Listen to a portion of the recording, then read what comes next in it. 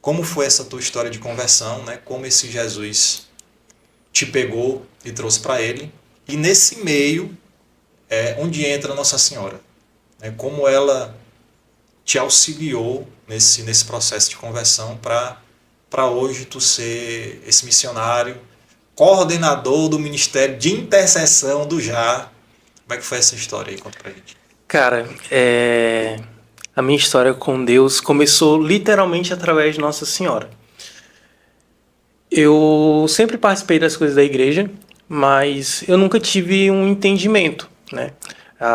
Eu nunca tive uma catequese muito, como é que posso dizer, efetiva, eficaz, de fato, né? A gente entendia, aprendia a rezar algumas orações, mas aquilo que de fato mudava a nossa história não foi nos apresentado porque faltava um pouco de experiência com Deus.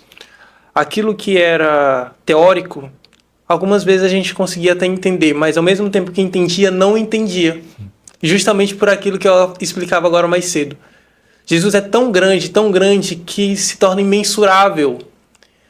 E aí, então, desde sempre eu tive consciência de quem era Deus, tive consciência de quem era Nossa Senhora, só que ao mesmo tempo parecia seres distantes, né? Eu imaginava Deus como um ser muito distante da humanidade que ficava olhando tudo lá de cima e ficava julgando. Céu, inferno, céu, inferno. E aí, eu sempre tive uma visão de Nossa Senhora como santa, sim, nunca tive dúvidas sobre isso. Como mãe de Deus, sim, também. Mas uma das coisas que eu tinha muita dificuldade de ver, por mais que eu falasse, eu tinha dificuldade de sentir, era Nossa Senhora como minha mãe.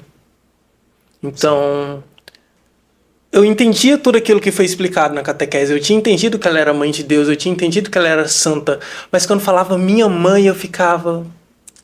Mas eu sinto tão distante para ser chamado de filho, que é como se não batesse o adjetivo com a realidade, sabe?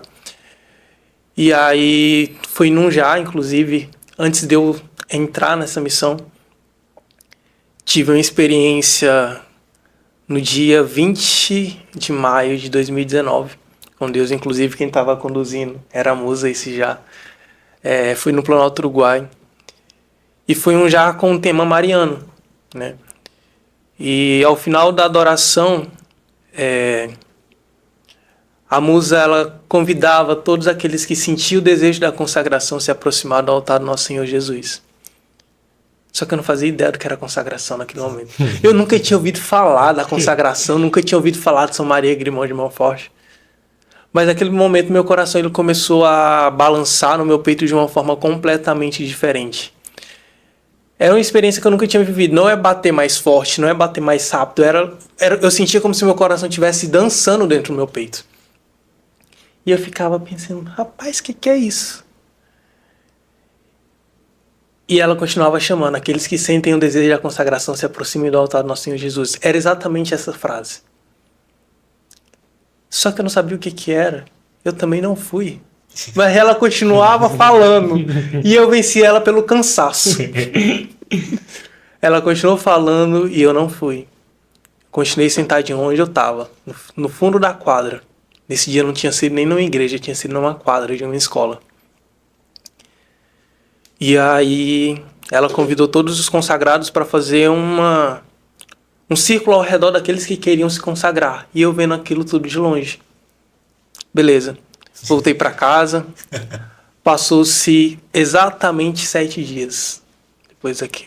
No dia 27 de maio de 2019 eu tive uma experiência no meu quarto, onde um terço que estava em cima da minha cama caiu no chão. E aí oxe, um terço aqui. Era um terço meu, mas eu não costumava rezar o terço para ele estar na minha cama. Tem aquela parte do meio do guarda-roupa que você deixa... Você bota tudo que exatamente. Perfume, tudo. Ficava lá. E aí eu fiquei... Aí eu me voltei assim para pegar o terço, né? Sem me levantar, apenas virei assim para pegar esse terço que tinha caído no chão. E no que eu toquei nesse terço, é como se o mundo tivesse ficado em câmera lenta naquele momento. E eu senti novamente aquela mesma experiência do meu coração dançar dentro do meu peito. E aí eu comecei a escutar no meu quarto de uma maneira externa, não era tipo uma voz na minha cabeça. Eu conseguia ouvir como se tivesse alguém dentro do meu quarto, de fato, falando as mesmas palavras que a música tinha falado naquela adoração. Quem sente o desejo da consagração se aproxime do altar do nosso Senhor Jesus. E naquele momento eu comecei a ficar com medo. Ou eu tô ficando doido, ou tá tendo uma experiência muito louca Como aqui. realmente esse mundo espiritual existe. Exatamente. E o que não deixava de me causar medo. E eu fiquei em um estado de êxtase na minha cama, onde eu não conseguia me mexer. Não sei se vocês já tiveram a experiência de repousar no Espírito Santo. Eu considero uma experiência muito parecida, porque de fato eu estava consciente, mas ao mesmo tempo eu não conseguia me mexer. Sim. E quando eu saí daquele estado de êxtase, eu lembrava daquela frase: quem tem o desejo da consagração se aproxime do altar do nosso Senhor Jesus. E nesse momento eu lembrei da coisa que era mais próximo de um altar que eu tinha em casa, que era justamente essa parte do meio do meu guarda-roupa, que tinha uma Bíblia, uns 3, 4 textos que eu tinha ganhado na minha vida, que ficava lá aberto no Salmo 91, nunca tinha lido. E aí eu peguei a Bíblia, por gentileza. E eu acredito que naquele dia eu fiz a oração mais sincera da minha vida. Eu perguntei para Deus: Deus, que voz é essa? Quem é essa mulher que está falando? E eu abri em João. Opa, desculpa. Pode trazer esse papel para cá. Aqui tem um monte de anotação que fica no meio do guarda-roupa. Deixo lá também. João capítulo 19, versículo 27. Deixa eu encontrar aqui.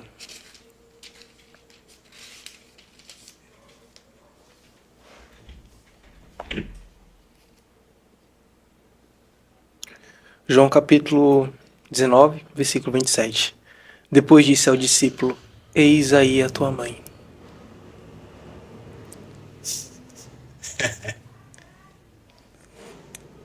Como é que o João vai se falar? Como o João fala, vai te converter, rapaz. Depois dessa, se a pessoa não se converter. E ali pela primeira vez eu senti através de Nossa Senhora o amor de uma mãe. E eu me vi como filho de Nossa Senhora. Numa experiência onde eu tive no meu quarto, onde acredito que pela primeira vez eu fiz a oração mais sincera do meu coração, num momento de medo. Era de madrugada. E eu não estava no momento de oração, nada. Eu estava mexendo no celular. Simplesmente o texto caiu. E eu também abri... não sabe explicar porque que o texto estava lá, né? Não sei. Antes de tu chegar no quarto, Nossa Senhora colocou lá na cama o texto. E aí, quando eu li isso, era o próprio Jesus me respondendo. Literalmente a palavra de Deus me falando. E por incrível que pareça, estava marcado na parte da Bíblia: eis aí a tua mãe. Porque tinha sido uma das aulas da catequese que a gente tinha tido recentemente e que mesmo assim para mim não tinha entrado na minha mente como algo... Feito sentido, né? Ainda não tinha feito sentido. Porque por mais que a gente tinha entendido na teoria que ela era a nossa mãe, na prática ainda me parecia muito distante. Certo? E aí a gente entra nessa questão da oração. Foi a oração mais sincera que eu fiz na minha vida até aquele dia. E não foi a oração mais bonita.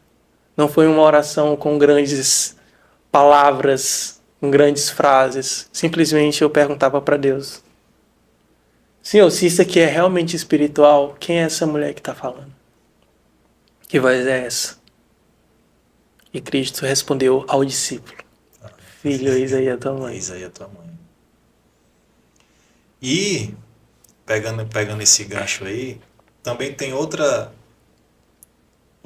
frase do Papa, né, outro texto do Papa que ele fala a respeito desse ano, né, de preparação para o jubileu do próximo ano, que ele fala assim: um ano inteiro dedicado à oração. E que melhor mestra poderíamos ter do que a nossa Santa Mãe? Coloquemo-nos na sua escola, aprendamos com ela a viver cada dia, cada momento, cada ocupação, com um olhar interior voltado para Jesus. Alegrias e dores, satisfações e problemas. Então, se a gente tem na pessoa de Jesus Cristo, nosso exemplo maior é de pessoa que ora, né, que reza, que pede pela vontade do Pai, nós temos também Maria, o maior exemplo que a gente tem como intercessora, como mãe, como aquela que acolhe, como aquela que se coloca à disposição para ajudar, né? Então, da forma como Nossa Senhora se apresentou para o Black, né, como mãe, não, é a mesma mãe de Jesus.